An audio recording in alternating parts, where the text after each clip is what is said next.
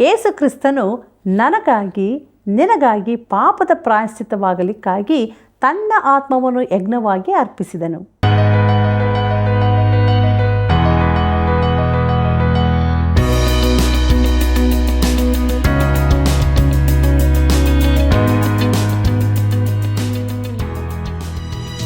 ಯೇಸುವಿನ ಎದೆಯಲ್ಲಿ ಒರಗುವೆನು, ನನ್ನ ಯೇಸುವಿನ ಎದೆಯಲ್ಲಿ ಒರಗುವೆನು. ಯೇಸುವಿನ ಎದೆಯಲ್ಲಿ ಒರಗುವೆನು, ನನ್ನ ಯೇಸುವಿನ ಎದೆಯಲ್ಲಿ ಒರಗುವೆನು. ನನ್ನ ಕಣ್ಣೀರ ಎಲ್ಲ ಒರೆಸುವ, ನನ್ನ ಚಿಂತೆಯನ್ನು ಸಂತೋಷವಾಗಿಸುವ, ನನ್ನ ಕಣ್ಣೀರ ಎಲ್ಲ ಒರೆಸುವ, ನನ್ನ ಚಿಂತೆಯನ್ನು ಸಂತೋಷವಾಗಿಸುವ ಯೇಸುವಿನ ಎದೆಯಲ್ಲಿ ಒರಗುವೆನು, ನನ್ನ ಯೇಸುವಿನ ಎದೆಯಲ್ಲಿ ಒರಗುವೆನು.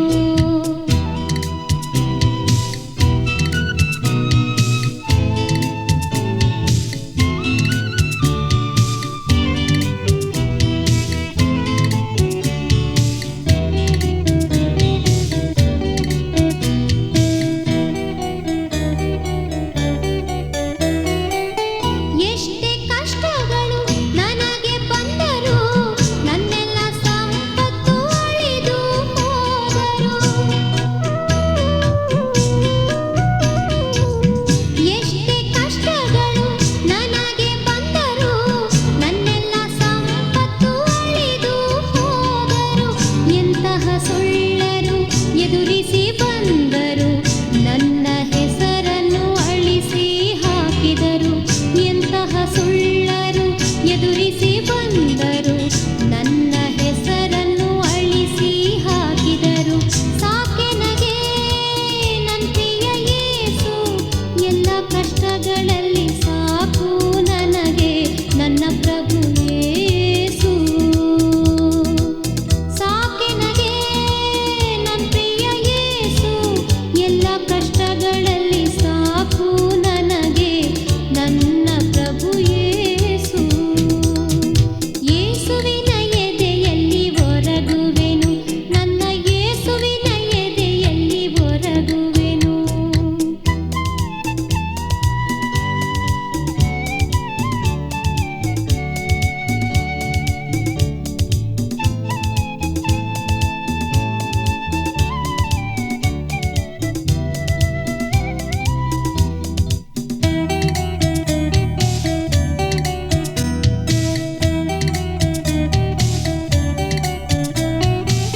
ಕಷ್ಟಗಳು ಹಲವು ಮುತ್ತಿಕೊಂಡರು, ಶತ್ರುವಿನ ಬಾಣಗಳು ಹಾಯ್ದು ಬಂದರು. ಕಷ್ಟಗಳು ಹಲವು ಮುತ್ತಿಕೊಂಡರು, ಶತ್ರುವಿನ ಬಾಣಗಳು ಹಾಯ್ದು ಬಂದರು. ಲೋಕದ ನಿಂದೆಗಳು ನನಗೆ ಬಂದರು, ದುಷ್ಟರು ಹಲವಾಗಿ ದೂಷಿಸಿದರು. ಲೋಕದ ನಿಂದೆಗಳು ನನಗೆ ಪ್ರೀತಿಯುಳ್ಳ ಆತ್ಮೀಯ ವೀಕ್ಷಕರೇ, ದೈವಾನ್ವೇಷಣೆ ಸತ್ಯವೇದ ಅಧ್ಯಯನ ಕಾರ್ಯಕ್ರಮಕ್ಕೆ ಪ್ರೀತಿಯ ಸುಸ್ವಾಗತ. ಕೊರಿಂಥದವರಿಗೆ ಬರೆದ ಪತ್ರಿಕೆಯಲ್ಲಿ ಕಾಣಿಕೆಯನ್ನು ಧರ್ಮದ್ರವ್ಯ ಎಂದು ಕರೆಯಲಾಗಿದೆ. ಇದರ ಅರ್ಥವೇನು? ದೇವರು ಕೊಡುವಂತೆ ಕೊಡಲು ನಮಗೆ ಸಾಧ್ಯವಿದೆಯಾ? ನಾವು ಸಮತೂಕದವರಾಗಿರಬೇಕು. ಹೌದು ಪ್ರಿಯರೇ, ಈ ಎಲ್ಲ ಸತ್ಯಗಳನ್ನು ತಿಳಿದುಕೊಳ್ಳಲು ನಮ್ಮ ಅಧ್ಯಯನವನ್ನು ಪ್ರಾರ್ಥನಾಪೂರ್ವಕವಾಗಿ ಪ್ರಾರಂಭಿಸೋಣ. ಕರ್ತನಲ್ಲಿ ಪ್ರೀತಿಯುಳ್ಳ ಸಹೋದರ ಸಹೋದರಿಯರೇ, ನನ್ನನ್ನು ನಂಬುವ ಒಬ್ಬನಾದರೂ ಕತ್ತಲೆಯಲ್ಲಿ ಇರಬಾರದೆಂದು ನಾನು ಬೆಳಕಾಗಿ ಈ ಲೋಕಕ್ಕೆ ಬಂದಿದ್ದೇನೆ ಎಂಬುದಾಗಿ ಹೇಳಿದಂಥ ನಮ್ಮ ರಕ್ಷಕನಾದ ಯೇಸು ಕ್ರಿಸ್ತನ ಅತಿ ಮಹಿಮೆಯ ನಾಮದಲ್ಲಿ ನಿಮ್ಮೆಲ್ಲರಿಗೂ ನನ್ನ ಹೃದಯಪೂರ್ವಕವಾದ ಪ್ರೀತಿಯ ವಂದನೆಗಳು. ಪ್ರೀತಿಯುಳ್ಳ ದೇವಜನರೇ, ಕೊರಿಂಥದವರಿಗೆ ಬರೆದಂಥ 2ನೇ ಪತ್ರಿಕೆಯ 9ನೇ ಅಧ್ಯಾಯದ ಧ್ಯಾನಕ್ಕೆ ನಾವು ಬಂದಿದ್ದೇವೆ. ಈ ಅಧ್ಯಾಯದ ಮುಖ್ಯ ಪ್ರಸ್ತಾಪ ಯೆರೂಸಲೇಮಿನ ಬಡ ದೇವಜನರಿಗಾಗಿ ಕಾಣಿಕೆ ಸಂಗ್ರಹಣೆ ಎಂಬುದಾಗಿ. ಪ್ರಿಯರೇ, 8ನೇ ಅಧ್ಯಾಯದ ಪ್ರಸ್ತಾಪವೇ ಇಲ್ಲಿಯೂ ಮುಂದುವರಿಸಲ್ಪಟ್ಟಿದೆ. ಅಲ್ಲಿ ಕೊಡುವಿಕೆಯ ಕೃಪೆಯ ಕುರಿತಾಗಿ ಬರೆಯಲ್ಪಟ್ಟಿದೆ. ಕ್ರೈಸ್ತ ಕೊಡುಗೆ ಎಂದರೇನೆಂದು ಇಲ್ಲಿ ಹೇಳಿದೆ. ಕ್ರೈಸ್ತ ಕೊಡುವಿಕೆಯ ವಿವರಣೆ ಮುಂದುವರಿದಿದ್ದು ಎಂಬ ವಿಚಾರವನ್ನು ನೋಡೋಣ. ಕೊರಿಂಥದವರಿಗೆ ಬರೆದ 2ನೇ ಪತ್ರಿಕೆ 9ನೇ ಅಧ್ಯಾಯ ಮೊದಲಿನ 4 ವಚನಗಳನ್ನು ಗಮನಿಸಿರಿ. ಅಲ್ಲಿ ನಾವು ಹೀಗೆ ನೋಡುತ್ತೇವೆ: ದೇವ ಜನರಿಗೋಸ್ಕರ ನಡೆಯುವ ಸಹಾಯ ಕಾರ್ಯವನ್ನು ಕುರಿತು ನಿಮಗೆ ಬರೆಯುವುದಕ್ಕೆ ಅವಶ್ಯವಿಲ್ಲ, ನಿಮ್ಮ ಮನಸ್ಸು ಸಿದ್ಧವಾಗಿದೆ ಎಂಬುದು ನನಗೆ ಗೊತ್ತುಂಟು. 1 ವರ್ಷದ ಹಿಂದೆ ಅಖಾಯದವರು ಸಹಾಯ ಮಾಡುವುದಕ್ಕೆ ಸಿದ್ಧವಾಗಿದ್ದಾರೆಂದು ಮಕೆದೋನ್ಯದವರ ಮುಂದೆ ನಿಮ್ಮನ್ನು ಹೊಗಳುತ್ತಾ ಇದ್ದೇನೆ, ಮತ್ತು ನಿಮ್ಮ ಆಸಕ್ತಿಯು ಅವರಲ್ಲಿ ಬಹು ಜನರನ್ನು ಪ್ರೇರೇಪಿಸಿತು. ಆದರೂ ನಾವು ನಿಮ್ಮನ್ನು ಹೊಗಳಿದ್ದು ನಿರಾಧಾರವಾಗದೆ, ನಾನು ಹೇಳಿದ ಪ್ರಕಾರವೇ ನೀವು ಸಿದ್ಧವಾಗಿರಬೇಕೆಂದು ಆ ಸಹೋದರರನ್ನು ಕಳಿಸಿದ್ದೇನೆ. ಸಿದ್ಧವಾಗದಿದ್ದರೆ, ಒಂದು ವೇಳೆ ಮಕೆದೋನ್ಯದವರಲ್ಲಿ ಯಾರಾದರೂ ನನ್ನ ಸಂಗಡ ಬಂದು ನೀವು ಸಿದ್ಧವಾಗಲಿಲ್ಲವೆಂಬುದನ್ನು ಕಾಣುವಾಗ ನಮಗೆ ಇಂಥ ಭರವಸವಿದ್ದದಕ್ಕೆ ನಾವು ನಾಚಿಕೆ ಪಡಬೇಕಾದೀತು. ನಿಮಗೂ ನಾಚಿಕೆಯಾಗುವುದೆಂದು ನಾವು ಬೇರೆ ಹೇಳಬೇಕೇ ಎಂಬುದಾಗಿ. ಪ್ರೀತಿಯುಳ್ಳ ದೇವಜನರೇ, ಅವರ ಕುರಿತಾಗಿ ಇತರರೆದುರು ಹೊಗಳಿಕೊಂಡಿದ್ದು ನಿಜವಾದಲ್ಲಿ ಅವರು ಆ ರೀತಿ ಹೆಚ್ಚಾಗಿ ಕೊಡದಿದ್ದರೆ, ಪೌಲನು ಅವರ ಬಳಿಗೆ ಬಂದಾಗ ಅವನಿಗೆ ನಿಜಕ್ಕೂ ನಾಚಿಕೆಯಾಗುತ್ತದೆಂದು ಪೌಲನು ಹೇಳುತ್ತಿದ್ದಾನೆ. ನಿಜವಾದ ಆತ್ಮಿಕ ಬಲವುಳ್ಳ ಕೆಲವು ಸಭೆಗಳನ್ನು ನಾನು ಸಂದರ್ಶಿಸಿದ್ದೇನೆ. ಅವು ಬಹುದೊಡ್ಡ ಸಭೆಗಳಾಗಿವೆ. ಅವರು ತಮ್ಮ ಕೊಡುವಿಕೆಯಲ್ಲಿ ಬಹಳ ಉದಾರಿಗಳಾಗಿದ್ದಾರೆಂಬುದನ್ನು ನಾನು ಕಂಡುಕೊಂಡಿದ್ದೇನೆ. ಇನ್ನೂ ಆತ್ಮಿಕವಾಗಿ ಸತ್ತುಹೋದ ಕೆಲವು ಸಭೆಗಳಿಗೂ ಹೋಗಿದ್ದೇನೆ. ಅವರು ಹೆಚ್ಚಿನ ಜೀವವಿಲ್ಲದವರಾಗಿದ್ದಾರೆ. ಕಾಣಿಕೆಯ ಮೊತ್ತವು ನಿಜವಾದ ಅಳತೆಗೋಲಾಗಿದೆ. ಪ್ರಿಯರೇ, ಯೆರೂಸಲೇಮಿನ ಕ್ರೈಸ್ತರ ಕಷ್ಟ ಪರಿಹಾರಕ್ಕಾಗಿ ತಾವು ಕಾಣಿಕೆ ಕೊಡುತ್ತೇವೆಂಬುದಾಗಿ ಈ ಕೊರಿಂಥದ ಕ್ರೈಸ್ತರು ಮಾತು ಕೊಟ್ಟಿದ್ದರು. ಒಬ್ಬ ಕ್ರೈಸ್ತನು ಮಾಡುವ ಪ್ರತಿಜ್ಞೆಯು ಅವನಿಗೂ ಕರ್ತನಿಗೂ ಮಧ್ಯದ್ದು. ನಾನು ಏನನ್ನಾದರೂ ಮಾಡುತ್ತೇನೆ, ಇಲ್ಲವೇ ಕೊಡುತ್ತೇನೆ ಎಂದು ಮಾಡಿರುವ ಹರಕೆ ನನ್ನದಾಗಿರುತ್ತದೆ. ಒಬ್ಬ ಶ್ರೀಮಂತನನ್ನು ಕೇಳಿದರು, ನೀನು ಇಷ್ಟೆಲ್ಲ ಕಾಣಿಕೆ ಹೊರಗೆ ಕೊಡುತ್ತಿದ್ದರೂ ನೀನು ಇಷ್ಟು ಐಶ್ವರ್ಯವಂತನಾಗಿರಲು ಹೇಗೆ ಸಾಧ್ಯ ಎಂಬುದಾಗಿ. ಅವನು ಹೇಳಿದನು, ದೇವರು ಗುದ್ದಲಿಯಿಂದ ಒಳಗೆ ಹಾಕುತ್ತಾನೆ, ನಾನು ಗುದ್ದಲಿಯಿಂದ ಹೊರಗೆ ಹಾಕುತ್ತೇನೆ. ದೇವರ ಗುದ್ದಲಿ ದೊಡ್ಡದಾಗಿದೆ ಎಂದು. ಪ್ರಿಯ ಸ್ನೇಹಿತರೆ, ನಾವು ದೇವರನ್ನು ಮೀರಿಸುವುದಕ್ಕೆ ಸಾಧ್ಯವಿಲ್ಲ. ಕೊರಿಂಥದವರಿಗೆ ಬರೆದ 2ನೇ ಪತ್ರಿಕೆ 9ನೇ ಅಧ್ಯಾಯ 5ನೇ ವಚನವನ್ನು ಗಮನಿಸಿರಿ. ಅಲ್ಲಿ ಹೀಗೆ ಬರೆದದೆ: ಹೀಗಿರಲಾಗಿ ಈ ಸಹೋದರರು ಮುಂದಾಗಿ ನಿಮ್ಮ ಬಳಿಗೆ ಬಂದು ಕೊಡುತ್ತೇವೆಂದು ನೀವು ಮೊದಲು ಹೇಳಿದ ಧರ್ಮದ್ರವ್ಯವನ್ನು ಸಿದ್ಧಪಡಿಸಬೇಕೆಂಬುದಾಗಿ ಇವರನ್ನು ಬೇಡಿಕೊಳ್ಳುವುದು ಅವಶ್ಯವೆಂದು ನನಗೆ ತೋಚಿತು. ಹೀಗೆ ಆ ಹಣವು ಸುಲಿಗೆಯಂತೆ ಬಾರದೆ ಧರ್ಮಾರ್ಥವಾಗಿಯೇ ಸಿದ್ಧವಾಗುವುದು ಎಂಬುದಾಗಿ. ಕರ್ತನಲ್ಲಿ ಪ್ರಿಯರೇ, ಇಲ್ಲಿ ಕಾಣಿಕೆಯನ್ನು ಧರ್ಮದ್ರವ್ಯ ಎಂದು ಕರೆಯಲಾಗಿದೆ. ಇದರ ಅರ್ಥ ಅದು ಒಂದು ಉದಾರ ಕಾಣಿಕೆಯಾಗಿದೆ. ಅದು ಹೃದಯದಲ್ಲಿ ಕಾರ್ಯ ನಡೆಸುವ ದೇವರ ಕೃಪೆಯ ಪುರಾವೆಯಾಗಿದೆ. ಮುಂದಕ್ಕೆ ನೋಡೋಣ. ಕ್ರೈಸ್ತ ಕೊಡುವಿಕೆಗೆ ಪ್ರೋತ್ಸಾಹ ಅಥವಾ ಉತ್ತೇಜನ ಎಂಬುದಾಗಿ. ಕೊರಿಂಥದವರಿಗೆ ಬರೆದ 2ನೇ ಪತ್ರಿಕೆ 9ನೇ ಅಧ್ಯಾಯ 6ನೇ ವಚನವನ್ನು ಗಮನಿಸಿರಿ. ಅಲ್ಲಿ ಹೀಗೆ ಬರೆದದೆ: ಆದರೆ ಸ್ವಲ್ಪವಾಗಿ ಬಿತ್ತುವವನು ಪೈರನ್ನು ಸ್ವಲ್ಪವಾಗಿ ಕೊಯ್ಯುವನು, ಹೆಚ್ಚಾಗಿ ಬಿತ್ತುವವನು ಹೆಚ್ಚಾಗಿ ಕೊಯ್ಯುವನು ಎಂದು ತಿಳುಕೊಳ್ಳಿರಿ ಎಂಬುದಾಗಿ. ಪ್ರೀತಿಯುಳ್ಳ ದೇವಜನರೇ, ಪೌಲನು ಎಫೆಸ ಸಭೆಯ ಹಿರಿಯರ ಸಂಗಡ ಮಾತನಾಡುವಾಗ ಇದೇ ವಿಷಯದ ಕುರಿತು ಅವರಿಗೆ ನೆನಪು ಹುಟ್ಟಿಸಿದ್ದನು.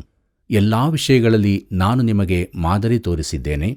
ನೀವು ಹಾಗೆಯೇ ದುಡಿದು ಬಲವಿಲ್ಲದವರಿಗೆ ಉಪಕಾರ ಮಾಡಬೇಕು ಮತ್ತು ತೆಗೆದುಕೊಳ್ಳುವುದಕ್ಕಿಂತ ಕೊಡುವುದೇ ಹೆಚ್ಚಿನ ಭಾಗ್ಯವೆಂಬುದಾಗಿ ಕರ್ತನಾದ ಯೇಸು ತಾನೇ ಹೇಳಿದ ಮಾತುಗಳನ್ನು ನೆನಪಿನಲ್ಲಿಟ್ಟುಕೊಂಡಿರಬೇಕು ಅಂದನು ಎಂಬುದಾಗಿ. ಇದನ್ನು ನಾವು ಅಪೊಸ್ತಲ ಕೃತ್ಯಗಳು 20ನೇ ಅಧ್ಯಾಯ 35ನೇ ವಚನದಲ್ಲಿ ಓದುತ್ತೇವೆ. ತೆಗೆದುಕೊಳ್ಳುವುದಕ್ಕಿಂತ ಕೊಡುವುದೇ ಹೆಚ್ಚಿನ ಭಾಗ್ಯ ಎಂಬುದನ್ನು ನೋಡುವಾಗ ಈ ಮಾತನ್ನು ಕರ್ತನಾದ ಯೇಸು ಆಗಾಗ ಉಪಯೋಗಿಸಿದ್ದಾನೆ. ಅದು ಈಗ ಒಂದು ಹಗುರವಾದ ಮಾತಾಗಿ ಹೋಗಿದೆ. ಅದನ್ನು ತುಂಬ ಮಂದಿ ಹೇಳುತ್ತಾರೆ, ಅನುಸರಿಸುವವರು ಬಹಳ ಸ್ವಲ್ಪ ಜನ. ಭಾಗ್ಯ ಎಂಬ ಮಾತು ನಿಜವಾಗಿ ಸಂತೋಷದಾಯಕ ಎಂಬ ಅರ್ಥವನ್ನು ಕೊಡುತ್ತದೆ. ತೆಗೆದುಕೊಳ್ಳುವುದಕ್ಕಿಂತ ಕೊಡುವುದು ನಮಗೆ ಹೆಚ್ಚಿನ ಸಂತೋಷವನ್ನುಂಟು ಮಾಡುತ್ತದೆ.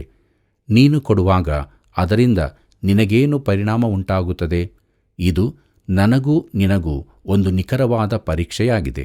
ನಾವು ಸ್ವಲ್ಪವಾಗಿ ಬಿತ್ತುತ್ತೇವೋ, ನಮ್ಮ ಕೊಡುಗೆ ಅದೇ ರೀತಿಯದ್ದಾಗಿದೆಯೋ? ಒಬ್ಬ ರೈತನು ತನಗಿರುವ ಒಂದು ಹೊಲದಲ್ಲಿ 1 ಸೇರು ತುಂಬ ಬೀಜವನ್ನು ಬಿತ್ತಿದನೆಂದು ನೆನೆಸೋಣ. ಅದರಿಂದ ಒಳ್ಳೆಯ ಫಲವನ್ನು ಕೊಯ್ದನೆಂದು ನೆನೆಸೋಣ.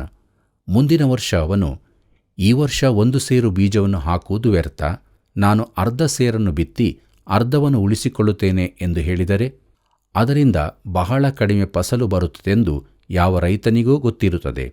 ಇಲ್ಲಿನ ನಿಯಮವೇನೆಂದರೆ, ಸ್ವಲ್ಪವಾಗಿ ಬಿತ್ತುವವನು ಸ್ವಲ್ಪವಾಗಿ ಕೊಯ್ಯುತ್ತಾನೆ ಎಂಬುದೇ. ಹೆಚ್ಚಾಗಿ ಬಿತ್ತುವವನು ಹೆಚ್ಚಾಗಿ ಕೊಯ್ಯುತ್ತಾನೆ. ಕರ್ತನಲ್ಲಿ ಪ್ರಿಯರೇ, ಸಿಲೋವಾ ಬುಗ್ಗೆ ಎಂಬ ಅಕರ್ನಾಸ್ನ ಸ್ಥಳದಲ್ಲಿ ದೇವಸೇವಕರಾದ ವರ್ನನ್ ಮೇಗಿಯವರ ತಂದೆಯವರು ಆ ಸ್ಥಳದ ಒಂದು ಹತ್ತಿ ಗಿರಣಿ ಯಂತ್ರದಿಂದ ಸತ್ತಿದ್ದರು ಮತ್ತು ಅದೇ ಸ್ಥಳದಲ್ಲಿ ಅವರು ಹೂಣಲ್ಪಟ್ಟಿದ್ದರು. ಆ ದಿನಗಳಲ್ಲಿ ಯಾರಾದರೂ ಮರಣವಾದರೆ ಆ ಮನೆಗೆ ಹತ್ತಿರದ ಮನೆಯವರು ಊಟ ಕಳಿಸುವುದು ಅಲ್ಲಿನ ಪದ್ಧತಿಯಾಗಿತ್ತು. ಆ ಸಮಯದಲ್ಲಿ ಅವರಿಗೆ ಕಳಿಸಲ್ಪಟ್ಟ ಒಳ್ಳೆ ಆಹಾರ ಪದಾರ್ಥಗಳ ನೆನಪು ದೇವಸೇವಕರಿಗೆ ಇಂದಿಗೂ ಇದೆ. ಒಂದು ದಿನ ಪ್ರಾರ್ಥನಾ ಕೂಟಕ್ಕೆ ಬಂದ ಒಬ್ಬರು ಮಹಿಳೆ ಹೇಳಿದರು, ನಾನು ಚಿಕ್ಕ ಹುಡುಗಿಯಾಗಿದ್ದಾಗ ನನ್ನ ತಾಯಿ ತುಂಬ ಆಹಾರ ಸಿದ್ಧಪಡಿಸಿ ನಿಮ್ಮ ಮನೆಗೆ ಕಳಿಸಿದ್ದು ನನಗೆ ನೆನಪಿದೆ. ಅನೇಕ ವರ್ಷಗಳ ಬಳಿಕ ನಾನು ನಿಮ್ಮ ಪ್ರಸಂಗ ಕೇಳುತ್ತೇನೆಂದು ನನಗೆ ಗೊತ್ತಿರಲಿಲ್ಲ. ನಾವು ನಿಮಗೆ ದೈಹಿಕ ಆಹಾರವನ್ನು ಕೊಟ್ಟೆವು, ಈಗ ನೀವು ನಮಗೆ ಆತ್ಮಿಕ ಆಹಾರ ಕೊಡುತ್ತಿದ್ದೀರಿ ಎಂದು. ಅವರು ಸ್ವಲ್ಪವಾಗಿ ಬಿತ್ತಲಿಲ್ಲ, ಹೆಚ್ಚಾಗಿ ಬಿತ್ತಿದರು. ಈಗ ಸಮೃದ್ಧಿಯಾಗಿ ಕೊಯ್ಯುತ್ತಿದ್ದಾರೆಂದು ದೇವಸೇವಕರು ತಿಳಿದುಕೊಂಡರು. ಕರ್ತನಲ್ಲಿ ಪ್ರಿಯರೇ, ನಮ್ಮ ಜೀವಿತದ ಎಲ್ಲ ಕ್ಷೇತ್ರಗಳಲ್ಲೂ ಇದೊಂದು ಸತ್ಯವಾದ ನಿಯಮವಾಗಿದೆ. ನಮ್ಮಲ್ಲಿ ಕೆಲವರು ತುಂಬ ಬಡವರಾಗಿರುವುದಕ್ಕೆ ಕಾರಣ ನಾವು ಕರ್ತನೊಂದಿಗೆ ವ್ಯವಹರಿಸುವಾಗ ತುಂಬ ಕೈ ಹಿಡಿತ ಮಾಡುತ್ತೇವೆ. ಕೊರಿಂಥದವರಿಗೆ ಬರೆದ 2ನೇ ಪತ್ರಿಕೆ 9ನೇ ಅಧ್ಯಾಯ 7ನೇ ವಚನವನ್ನು ಗಮನಿಸಿರಿ. ಅಲ್ಲಿ ಹೀಗೆ ಬರೆದದೆ, ಪ್ರತಿಯೊಬ್ಬನು ತನ್ನ ತನ್ನ ಹೃದಯದಲ್ಲಿ ನಿರ್ಣಯಿಸಿಕೊಂಡ ಪ್ರಕಾರ ಕೊಡಲಿ. ದುಃಖದಿಂದಾಗಲಿ ಬಲಾತ್ಕಾರದಿಂದಾಗಲಿ ಯಾರೂ ಕೊಡಬಾರದು, ಯಾಕಂದರೆ ಸಂತೋಷವಾಗಿ ಕೊಡುವವನ ಮೇಲೆ ದೇವರಿಗೆ ಪ್ರೀತಿಯುಂಟು ಎಂಬುದಾಗಿ. ಕರ್ತನಲ್ಲಿ ಪ್ರಿಯರೇ, ನಿಮ್ಮ ಹೃದಯದಲ್ಲಿ ಯೋಚಿಸಿದಷ್ಟನ್ನೇ ನೀವು ಕಾಣಿಕೆಯಾಗಿ ಕೊಡಬೇಕು. ಅದು ನಿನ್ನ ಕೊಡುವಿಕೆಯಾಗಿರಬೇಕು. ದುಃಖದಿಂದ ಗುಣಗುಟ್ಟುತ್ತಾ ಕೊಡಬಾರದೆಂದಿದೆ. ದೇವರು ದುಃಖದಿಂದ ಕೊಡುವುದನ್ನು ಎಂದಿಗೂ ಮೆಚ್ಚುವುದಿಲ್ಲ.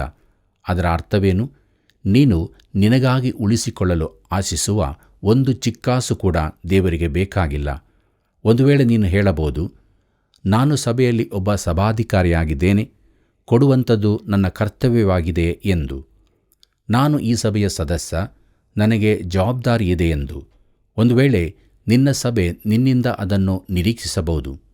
ಒಬ್ಬರು ಸಭಾಪಾಲಕರು ಸಭಿಕರಿಗೆ ಈ ರೀತಿಯಾಗಿ ಹೇಳಿದರು, ಇದು ನಿಮ್ಮ ಸಭೆ, ಆದ್ದರಿಂದ ನೀವು ಅದನ್ನು ಬೆಂಬಲಿಸಬೇಕು ಎಂಬುದಾಗಿ. ಆದರೆ ದೇವರು ಹಾಗೆ ಹೇಳುವುದಿಲ್ಲ. ನೀನು ಮನಸ್ಸಿಲ್ಲದ ಮನಸ್ಸಿನಿಂದ ಕೊಡುವುದಾದರೆ ಅದು ಕರ್ತನಿಗೆ ಬೇಡವಾಗಿದೆ. ಆತನಿಗೆ ಅದು ಬೇಡವಾಗಿರುವುದು ಮಾತ್ರವಲ್ಲದೆ ಆತನು ಅದನ್ನು ಉಪಯೋಗಿಸುವುದೂ ಇಲ್ಲವೆಂದು ನನ್ನ ಭಾವನೆ.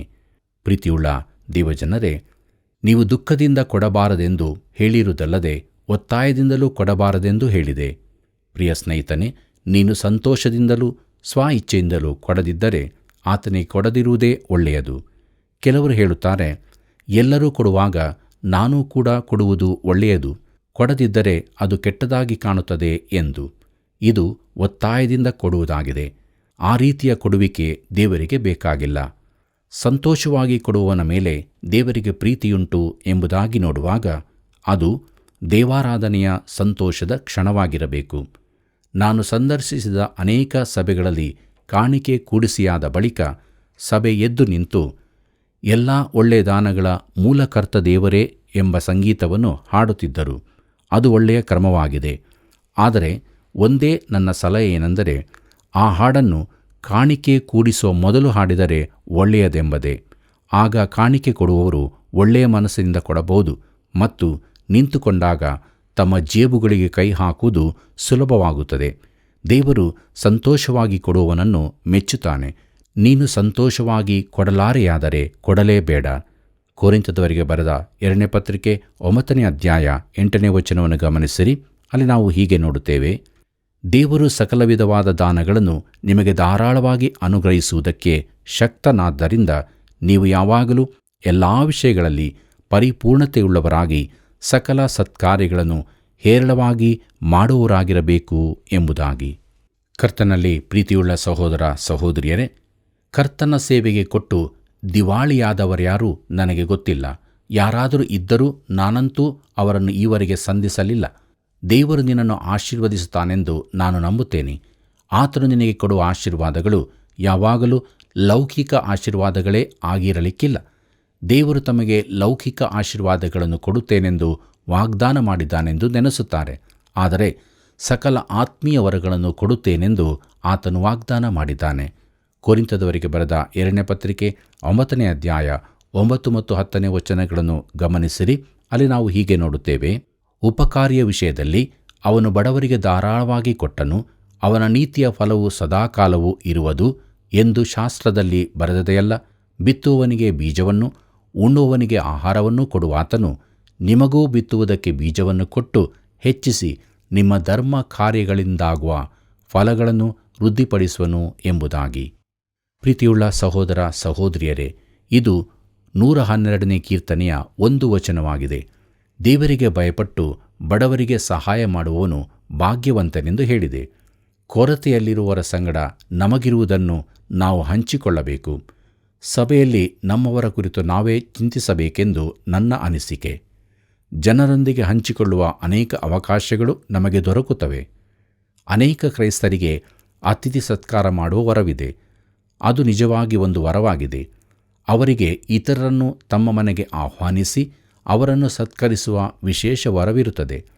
ಅನೇಕ ವೇಳೆ ಅಂಥವರನ್ನು ಮೊದಲು ದೇವಾಲಯಕ್ಕೆ ಕರಕೊಂಡು ಹೋಗಿ ಅವರು ಸುವಾರ್ತೆ ಕೇಳುವಂತೆ ಮಾಡಿ ಬಳಿಕ ತಮ್ಮ ಮನೆಗೆ ಕರಕೊಂಡು ಬಂದು ಸತ್ಕರಿಸುತ್ತಾರೆ. ಇದು ಸಾಕ್ಷಿ ಕೊಡುವ ಅದ್ಭುತ ವಿಧಾನವಾಗಿದೆ. ಒಬ್ಬಂಟಿಗಳಾಗಿರುವವರನ್ನು, ಅನ್ಯೋನ್ಯತೆಯಿಂದ ದೂರ ಇರುವವರನ್ನು ಸಂಧಿಸಲು ಇದೊಂದು ಒಳ್ಳೆಯ ಅವಕಾಶ. ಪ್ರೀತಿಯುಳ್ಳ ದೇವಜನರೇ, ಪೌಲನು ಬಿತ್ತುವವನ ದೃಷ್ಟಾಂತವನ್ನು ಕೊಡುತ್ತಾನೆ. ಬಿತ್ತುವವನು ಬೀಜಗಳನ್ನು ತುಂಬಾ ತೆಗೆದುಕೊಂಡು ಹೋಗಿ ಹೊಲದಲ್ಲಿ ಬಿತ್ತುತ್ತಾನೆ. ತನಗೆ ಮುಂದೆ ಒಳ್ಳೆಯ ಫಸಲು ಕೊಯ್ಲಿನ ಕಾಲದಲ್ಲಿ ಸಿಗುತ್ತದೆಂದು ಅವನಿಗೆ ಗೊತ್ತಿದೆ. ಅವನ ಬೀಜವನ್ನು ಆಶೀರ್ವದಿಸುವವನು ದೇವರೇ. ನೀನು ಕರ್ತನಿಗಾಗಿ ಮಾಡುವುದೆಲ್ಲವನ್ನೂ ಆತನು ವೃದ್ಧಿಸುತ್ತಾನೆ. ಆದ್ದರಿಂದ ಕರ್ತನ ಸೇವೆ ಕೊಡುವುದನ್ನು ಹಿಂದೆಗೆಯಬೇಡ. ಪ್ರೀತಿಯುಳ್ಳ ದೇವಜನರೇ, ಒಮ್ಮೆ ಒಬ್ಬ ಯವನಸ್ಥನಿಗೆ ನಾನು ಕೊಡಬೇಡವೆಂದು ಹೇಳಿದೆ. ಅವನು ಇತ್ತೀಚೆಗಷ್ಟೇ ರಕ್ಷಿಸಲ್ಪಟ್ಟವನಾಗಿದ್ದನು.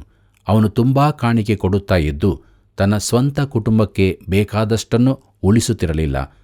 ನಾವು ನಮ್ಮ ಮನೆಯವರನ್ನು ನೋಡಿಕೊಳ್ಳದಿದ್ದಲ್ಲಿ ಅನ್ಯರಿಗಿಂತಲೂ ಕಡೆಯವರಾಗಿದ್ದೇವೆಂದು ಸತ್ಯವೇದ ಹೇಳುತ್ತದೆ. ತಿಮೋಥನಿಗೆ ಬರೆದ 1ನೇ ಪತ್ರಿಕೆ 5ನೇ ಅಧ್ಯಾಯ 8ನೇ ವಚನವನ್ನು ನೋಡಿರಿ. ನಾನು ಇದನ್ನು ಅವನಿಗೆ ತಿಳಿಸಿ ಅವನು ತನ್ನ ಕುಟುಂಬದವರ ಅವಶ್ಯಕತೆಗಳನ್ನು ಪೂರೈಸುವುದು ಅವನ ಕರ್ತವ್ಯವೆಂದು ಹೇಳಿದೆ. ಬಳಿಕ ಅವನು ದೇವರಿಗೆ ಉದಾರವಾಗಿ ಕೊಡಬೇಕೆಂದು ಹೇಳಿದೆ. ಕೊಡುವ ವಿಷಯದಲ್ಲಿ ಕೂಡ ನಾವು ಅತಿರೇಕವಾಗಿ ವರ್ತಿಸಬಾರದೆಂದು ದೇವರು ಬಯಸುತ್ತಾನೆ. ನಾವು ಸಮತೂಕದಲ್ಲಿರಬೇಕು. ನಾವು ಒಳ್ಳೆಯ, ಚುರುಕಿನ, ಸಾಮಾನ್ಯ ಜ್ಞಾನವುಳ್ಳವರಾಗಿದ್ದು ಒಳ್ಳೆಯ, ಶುದ್ಧ ವಿವೇಚನೆಯುಳ್ಳವರಾಗಿರಬೇಕು. ಮುಂದಕ್ಕೆ ನೋಡೋಣ. ಕೊರಿಂಥದವರಿಗೆ ಬರೆದ 2ನೇ ಪತ್ರಿಕೆ 9ನೇ ಅಧ್ಯಾಯ 11 ಮತ್ತು 12ನೇ ವಚನಗಳನ್ನು. ಅಲ್ಲಿ ನಾವು ಹೀಗೆ ನೋಡುತ್ತೇವೆ: ಹೀಗೆ ನೀವು ಎಲ್ಲ ವಿಷಯಗಳಲ್ಲಿ ಐಶ್ವರ್ಯವಂತರಾಗಿದ್ದು ಉದಾರವಾಗಿ ಕೊಡಶಕ್ತರಾಗುವಿರಿ. ಇದಲ್ಲದೆ ನಿಮ್ಮ ದಾನಗಳು ನಮ್ಮ ಕೈಯಿಂದ ಮತ್ತೊಬ್ಬರಿಗೆ ಸೇರಿದಾಗ ದೇವರಿಗೆ ಕೃತಜ್ಞತಾಸ್ತುತಿ ಉಂಟು ಮಾಡುವುದು. ಹೇಗೆಂದರೆ, ನೀವು ನಡೆಸುವ ಈ ಧರ್ಮ ಕಾರ್ಯವು ದೇವಜನರ ಕೊರತೆಗಳನ್ನು ನೀಗುವುದು ಮಾತ್ರವಲ್ಲದೆ ಅನೇಕರಿಂದ ದೇವರಿಗೆ ಕೃತಜ್ಞತಾಸ್ತುತಿಯನ್ನು ಹುಟ್ಟಿಸುವುದು ಎಂಬುದಾಗಿ. ಕರ್ತನಲ್ಲಿ ಪ್ರಿಯರೇ, ನೀನು ಕೊಡುವಾಗ ನಿನಗಾಗಿ ಜನರು ದೇವರಿಗೆ ಉಪಕಾರ ಹೇಳುವಂಥದ್ದಾಗುತ್ತದೆಂಬುದನ್ನು ಗಮನಿಸು. ಅದಕ್ಕಾಗಿ ದೇವರು ಸ್ತೋತ್ರ ಮಹಿಮೆಗಳನ್ನು ಹೊಂದುತ್ತಾನೆ. ಕೊರಿಂಥದವರಿಗೆ ಬರೆದ 2ನೇ ಪತ್ರಿಕೆ 9ನೇ ಅಧ್ಯಾಯ 13ನೇ ವಚನ ಹೀಗೆ ಹೇಳುತ್ತದೆ: ಈ ಸಹಾಯದಿಂದ ತೋರಿ ಬಂದ ನಿಮ್ಮ ಯೋಗ್ಯ ಭಾವವನ್ನು ಅವರು ನೋಡುವಾಗ ನೀವು ಮಾಡಿದ್ದ ಪ್ರತಿಜ್ಞೆಗೆ ಸರಿಯಾಗಿ ಕ್ರಿಸ್ತನ ಸುವಾರ್ತೆಯನ್ನು ಅನುಸರಿಸಿದ್ದರಿಂದಲೂ ತಮಗೂ ಎಲ್ಲರಿಗೂ ನೀವು ಉದಾರವಾಗಿ ಸಹಾಯ ಮಾಡಿದ್ದರಿಂದಲೂ ದೇವರನ್ನು ಕೊಂಡಾಡುವರು ಎಂಬುದಾಗಿ. ಕರ್ತನಲ್ಲಿ ಪ್ರಿಯರೇ, ಪೌಲನು ಹೇಳುತ್ತಿದ್ದಾನೆ, ನಿನ್ನ ಉದಾರತೆಗಾಗಿ ಯಾರಾದರೂ ದೇವರನ್ನು ಸ್ತುತಿಸುವವರಿರುವರೋ ಎಂಬುದಾಗಿ. ಕೊರಿಂಥದವರಿಗೆ ಬರೆದ 2ನೇ ಪತ್ರಿಕೆ 9ನೇ ಅಧ್ಯಾಯ 14ನೇ ವಚನವನ್ನು ಗಮನಿಸಿರಿ. ಅಲ್ಲಿ ನಾವು ಹೀಗೆ ನೋಡುತ್ತೇವೆ: ಇದಲ್ಲದೆ ನಿಮಗೋಸ್ಕರ ವಿಜ್ಞಾಪನೆ ಮಾಡಿ ದೇವರ ಅತಿಶಯವಾದ ಕೃಪೆಯು ನಿಮ್ಮಲ್ಲಿ ಇರುವುದರಿಂದ ನಿಮ್ಮ ಪರಿಚಿತಿ ಮಾಡಬೇಕೆಂದು ಕೋರುವರು ಎಂಬುದಾಗಿ. ಕರ್ತನಲ್ಲಿ ಪ್ರೀತಿಯುಳ್ಳ ಸಹೋದರ ಸಹೋದರಿಯರೇ, ಕೊಡುವುದು ಒಂದು ಕೃಪೆಯಾಗಿದೆ. ನಾವು ದಶಮಾಂಶ ಕೊಡಬೇಕೆಂದು ಹೇಳಲ್ಪಟ್ಟಿಲ್ಲ. ಅದು ಧರ್ಮಶಾಸ್ತ್ರದ ಪ್ರಕಾರ ಅವಶ್ಯವಾದದಲ್ಲ. ಅದು ಒಂದು ಕೃಪೆಯಾಗಿದೆ. ನಮ್ಮ ಸನ್ನಿವೇಶಗಳಿಗೆ ಸರಿಯಾಗಿ ಒಂದು ಕೃಪೆಯಾಗಿ ಕೊಡಬೇಕೆಂದು ದೇವರು ಹೇಳುತ್ತಾನೆ. ಕೆಲವರು ದಶಮಾಂಶಕ್ಕಿಂತಲೂ ಹೆಚ್ಚಿನ ಭಾಗ ಕೊಡಬೇಕು. ಕೆಲವರಿಗೆ ಕೊಡುವುದಕ್ಕೆ ಸಾಧ್ಯವಿಲ್ಲದಿರಬಹುದು. ನಮಗೆ ಸಾಧ್ಯವಿರುವಷ್ಟು ನಾವು ಕೊಡಬೇಕು. ಪೌಲನು ಇದನ್ನು ಕ್ರೋಢೀಕರಿಸಿ ಹೀಗೆ ಹೇಳುತ್ತಾನೆ. ಕೊರಿಂಥದವರಿಗೆ ಬರೆದ 2ನೇ ಪತ್ರಿಕೆ 9ನೇ ಅಧ್ಯಾಯ 15ನೇ ವಚನ ಹೀಗೆ ಹೇಳುತ್ತದೆ: ವರ್ಣಿಸಲ ಶಕ್ಯವಾದ ದೇವರ ವರಕ್ಕಾಗಿ ಆತನಿಗೆ ಸ್ತೋತ್ರ ಎಂಬುದಾಗಿ. ಕರ್ತನಲ್ಲಿ ಪ್ರೀತಿಯುಳ್ಳ ಸ್ನೇಹಿತನೇ, ನೀನು ಎಷ್ಟು ಕೊಡುವನಾದರೂ ದೇವರು ಕೊಡುವಂತೆ ಕೊಡಲು ಸಾಧ್ಯವಿಲ್ಲ. ನಮಗೆ ಆತನು ಹೇಳಲಾರದಂತಹ ವರವನ್ನು ಕೊಟ್ಟಿದ್ದಾನೆ. ತನ್ನ ಸ್ವಂತ ಮಗನನ್ನೇ ಮರಣಕ್ಕೆ ಕೊಟ್ಟಿರುವ ಕೊಡುವಿಕೆಗೆ ಸಮಾನವಾದದ್ದು ಬೇರಾವುದೂ ಇಲ್ಲ. ಇದನ್ನು ಸ್ವಲ್ಪ ಆಲೋಚಿಸು. ಕೊರಿಂಥದವರಿಗೆ ಬರೆದ 2ನೇ ಪತ್ರಿಕೆ 8ನೇ ಅಧ್ಯಾಯ 9ರಲ್ಲಿ ಹೇಳಿದ್ದನ್ನೇ ಪುನಃ ನೋಡಲಿದ್ದೇವೆ. ಆತನು ಐಶ್ವರ್ಯವಂತನಾಗಿದ್ದರೂ ಪರಲೋಕವನ್ನು ಸಕಲ ಮಹಿಮೆಯನ್ನು ತ್ಯಜಿಸಿ ಈ ಲೋಕಕ್ಕೆ ಇಳಿದು ಬಂದನು. ಆತನು ಈ ಲೋಕದಲ್ಲಿ ಜೀವಿಸಲಿಕ್ಕಾಗಿ ಮಾತ್ರ ಬಾರದೆ ತನ್ನ ಪ್ರಾಣವನ್ನು ನಿನಗಾಗಿ ಕೊಡಲಿಕ್ಕಾಗಿಯೂ ಬಂದನು. ಕ್ರೂಜೆಯಲ್ಲಿ ಪ್ರಾಣ ಕೊಡಲಿಕ್ಕಾಗಿ ಬಂದನು.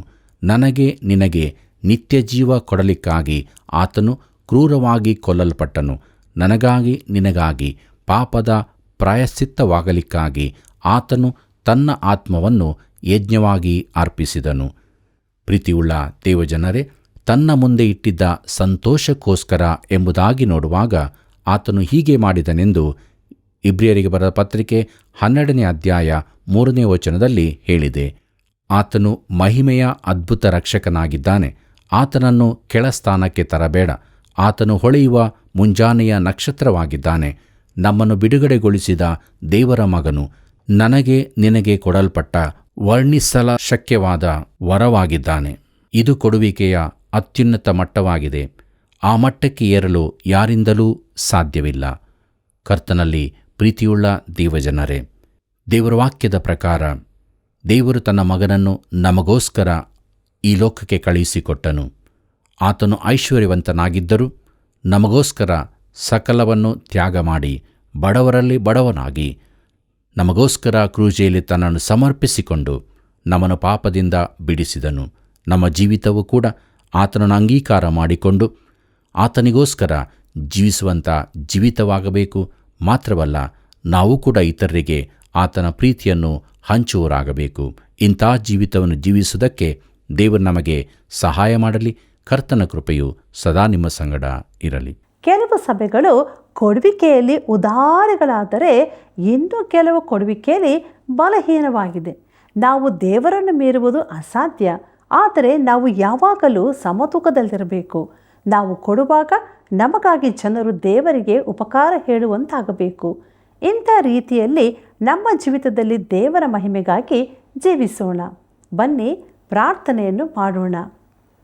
ಕನಿಕರ ಉಳ್ಳಂಥ ನಮ್ಮ ಪ್ರಿಯ ತಂದೆಯಾದ ದೇವ, ನಿನ್ನ ನಾಮಕ್ಕೆ ಸ್ತೋತ್ರವಾಗಲಿ.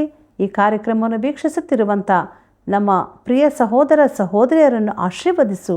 ವಾಕ್ಯದಲ್ಲಿ ಬೆಳೆಯಲು ಸಹಾಯ ಮಾಡು. ಕರ್ತನೆ, ಅವರಿಗೆ ಏನೇನು ಸಮಸ್ಯೆಗಳಿದೆಯೋ ನಾವು ಅರಿಯೆವು. ಆದರೆ ನಿನಗೆ ಪ್ರತಿಯೊಂದು ಗೊತ್ತು ಕರ್ತನೆ. ಅವ್ರಿಗೆ ಸಹಾಯ ಮಾಡಿ ಅವರನ್ನು ಆಧರಿಸಿ ಪ್ರೋತ್ಸಾಹಿಸಬೇಕೆಂದು ಈ ಪ್ರಾರ್ಥನೆಯನ್ನು ನಜರೇತಿನ ಯೇಸುವಿನ ನಾಮದಲ್ಲಿ ಬೇಡಿದ್ದೇವೆ. ಆಮೇನ್. ಪ್ರಿಯ ವೀಕ್ಷಕರೇ, ಇಂದಿನ ಕಾರ್ಯಕ್ರಮವು ಎಷ್ಟೊಂದು ಅರ್ಥಗರ್ಭಿತವಾಗಿತ್ತು ಅಲ್ವಾ? ನೀವು ಹೊಂದಿದ ಆಶೀರ್ವಾದಗಳನ್ನು ಹಿಂದೆ ನಮಗೆ ಕರೆ ಮಾಡಿ ತಿಳಿಯಪಡಿಸಿರಿ. ಮತ್ತೆ ಸಂಧಿಸೋಣ. ವಂದನೆಗಳು.